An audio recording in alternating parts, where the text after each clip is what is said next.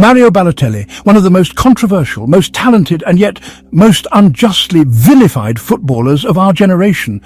But today we're not diving into his ridiculous goals, not his off-the-field antics, not even his clashes with the biggest managers in football.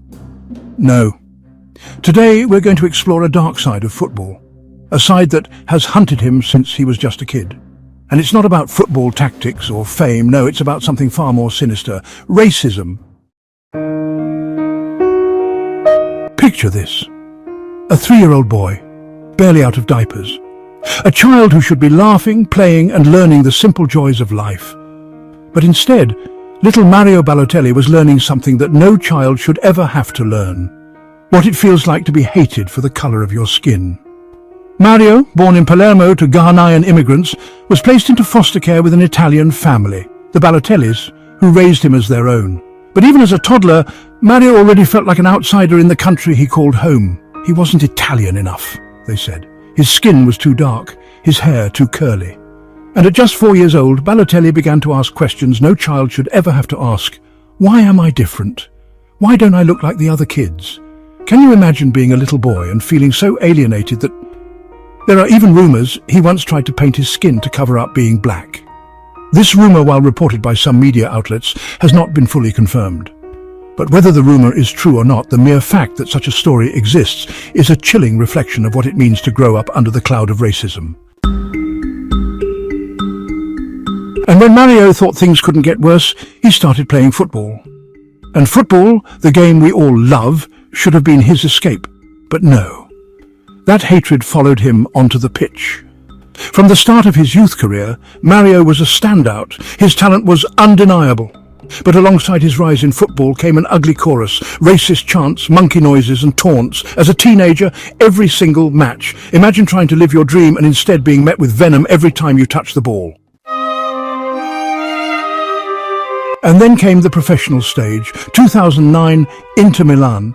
Balotelli's talents took him to the top, but so did the racist abuse. During one infamous match, every touch, every dribble, every shot was met with disgusting monkey chants. Thousands of people, thousands united in racism. The world watched it happen, but no one stepped in to stop it. The stadiums just kept going. And Balotelli, he was left alone to endure it. Can you imagine the pain, the isolation? How can someone endure that over and over again? But still he fought, because what choice did he have? Mario didn't just carry the weight of expectations as a footballer, he carried the weight of generations of discrimination on his shoulders.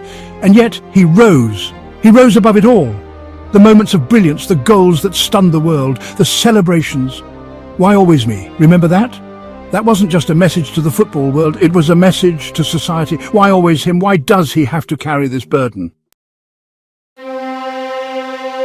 But 2019 came, Verona, a match that should have been just another game. Instead, it turned into yet another nightmare. The crowd, once again resorting to racist chants, monkey noises, again, 29 years old, a seasoned veteran of the game, and still facing the same hateful, dehumanizing abuse he first experienced as a kid.